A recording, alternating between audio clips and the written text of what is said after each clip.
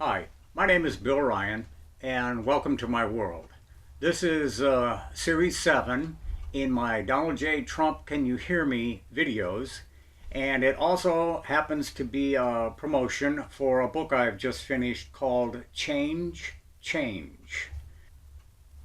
Money that's being produced in this country uh, is manufactured by a foreign controlled element that has had control over this country since 1871, the creation of the second Constitution. And ever since then, we are not a country. This is not a nation. This is not a country. We are just property of the people that bought this country, and therefore there is no uh, country, and it's not a form of, well, if you look up the word fascism, it does resemble fascism, and fascism is basically what Hitler was. Adolf Hitler, he was a fascist. And it's where a very high ranking group of people dictate everyone else's lives. It does sound an awful lot like the United States, where we have our fake voting system, and they choose the two people that they own that we get to vote for. So it's not really an election, it's more of a selection. You can choose between this guy or this guy, and they're the same. We own them. And under fascism, their symbol is the, I believe I'm pronouncing it correctly, fascia.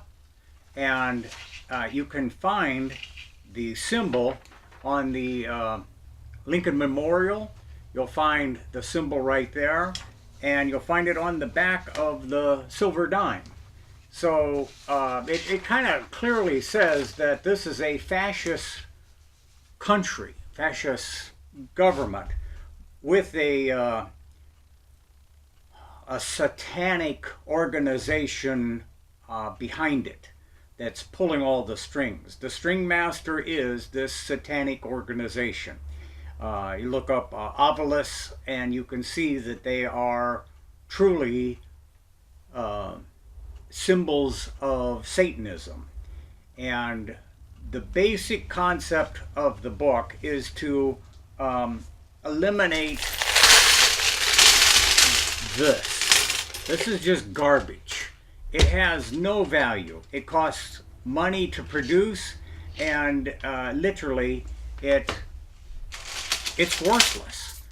In my business, I take this stuff and I throw it out in the parking lot to see if anybody picks it up.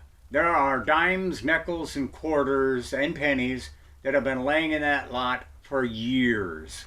People don't even bend down to pick them up anymore because they have no value. A lot of businesses, you don't even worry about the change because it has no value. And even the federal government, the fake federal government, the United States of America Incorporated Company of 1925, a Tallahassee corporation, they don't even count pennies through the IRS, another foreign-held company that simply just takes money. Illegally, I would add, because it's been proven 4 times in the Supreme Court that the IRS is an illegal corporation, and they can't take the money. But yet, you still go to jail if you don't pay your taxes, unless you know how to fight them, I guess. I guess that's how that works. But anyway, the essence of the book is to eliminate this. So if all of us, I don't collect it, I don't want it, it has no value. When I go to the store, I take the paper money because it has some value, but this stuff, I just don't, you can keep it. I don't want to throw it away. It has no value. And the only people I know that collect this stuff or hold it or save it are women. And women seem to carry this, they'll carry 50 pounds in their purse, and because they think it has value. It has no value. It's worthless. It costs more to produce this penny than the penny is worth. And I mean, I have seen estimates as high as $1.25 to produce this penny. It's worthless. Why are we doing it? If you own a restaurant, if you own a business, it would seem to me that, let's say, a fast food restaurant, and in that fast food restaurant, you have to have somebody go to the bank and make sure you got plenty of pennies and plenty of dimes for the cash register. Somebody's got to count them. Somebody else has got to put them in the tray, and then those people have to count them to make sure that they've got the right change. And when you total up the day, 1 day of tracking this in your business, it's got to be an enormous expenditure. So if a fast food restaurant were to, as an example, say, okay, well, that cheeseburger is 99 cents and the tax, and so now you owe $1.06, and here's your change. Instead of going through all that, you make the cheeseburger $1. $1, one paper dollar. Okay, that includes the tax. Now, the money you save by not counting this and going through all the runs to the bank to get more dimes, to get more pennies, to not even have to do that, the money you would save would more than cover the cost of the sales tax. And since it's 99 cents anyway, you're only looking at 6 cents. So the cost would, your cost, it would be a savings. I estimate between 5 and 15% on a daily basis, or certainly on an annual basis, just by eliminating this in your business. I'm not going to do it anymore. You take it out of your business.